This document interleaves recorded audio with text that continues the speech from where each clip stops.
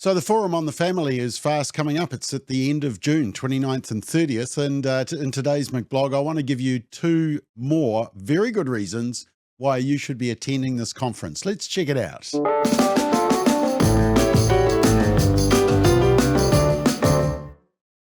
So the Forum on the Family is 29th and 30th of June. It's in Auckland. Big crowd. We're at the last year's forum, and we've had some great speakers over the past.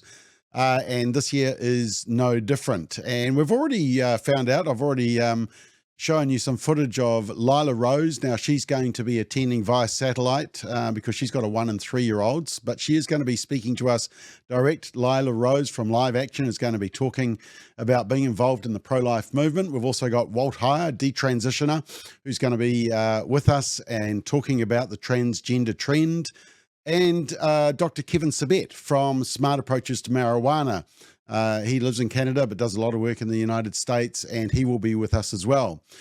But two more reasons. On the Thursday night, the 29th of June, we have the Deputy Prime Minister, the ex-Deputy Prime Minister of Australia, John Anderson, who is a real cultural commentator in the social conservative area.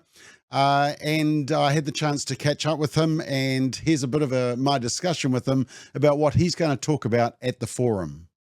John, good to see you again. In fact, I think the first time I caught up with you, it was the World Congress of Families in Sydney in, 2012, 2013.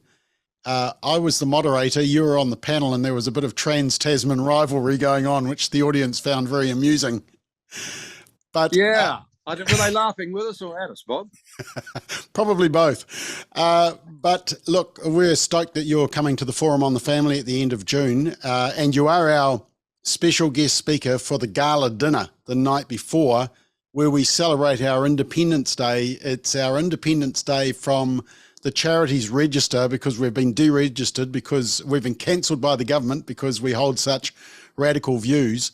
And that's actually what you're coming to talk about the cancel culture. Can you just give us a little bit more info and basically tease people about why they need to come and hear you speak?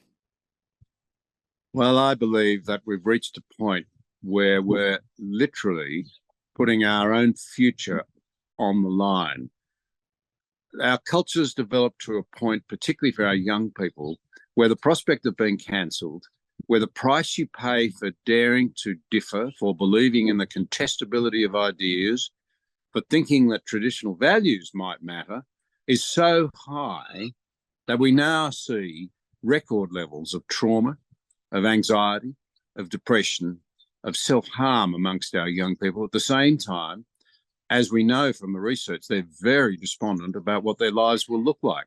We can do better than this, just as our parents did better for us. It's time we woke up and stopped sacrificing our future generations on the altar of political correctness. And I know you're just about to fly out overseas to get some more great interviews, because your podcasts and your and that are also on YouTube, I mean, they're getting incredible watches as you do these interviews and basically come from a social conservative angle. Are you surprised by the response, or do you think that more of us need to be in this space?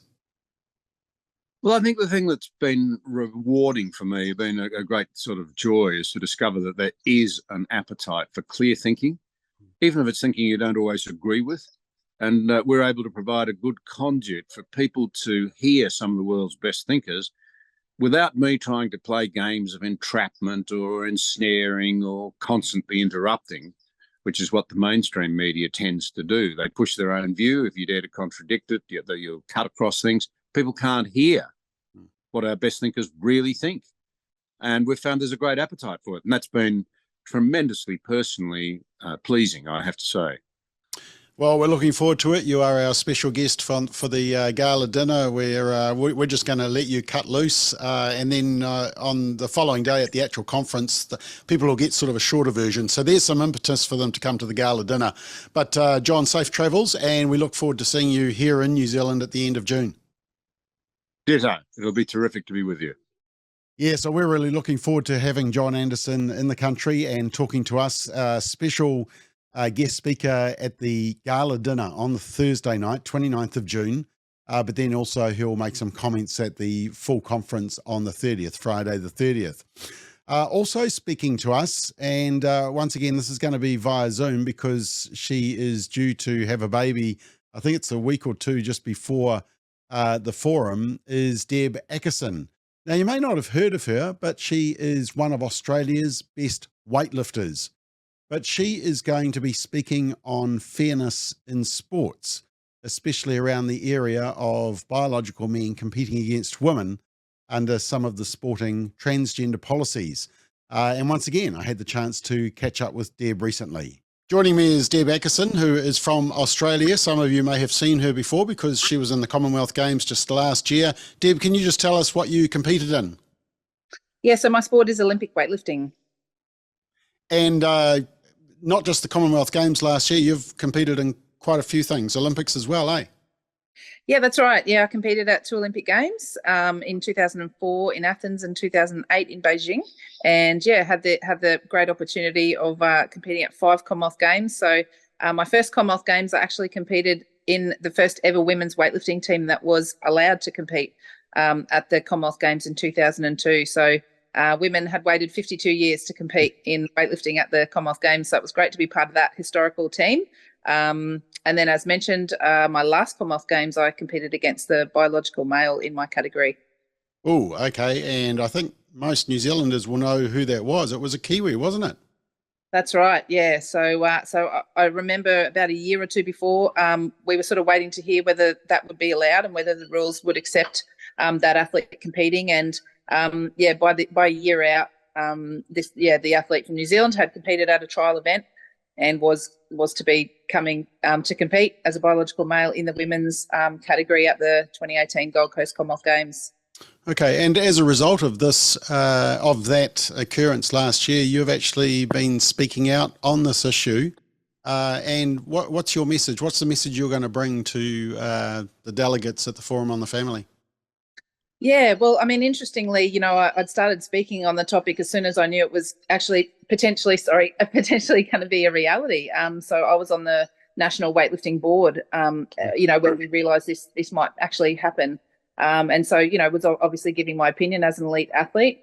But now it's sort of obviously a more highly publicised topic now. So I've been speaking on it for over 5 years. But yeah, now it's something that I'm called on a little bit more regularly to talk about. Basically, I want to give my experience of being an elite female athlete in a predominantly male-dominated sport back when I started, and what I've had to do to, as a female, and the way that I've had to change my training and be accommodated, I guess, for being a female, and how that's affected my training leading up to to being, one of the top Australian female weightlifters. And I guess just looking at the biological differences and how inherently unfair it is to have to compete against a male.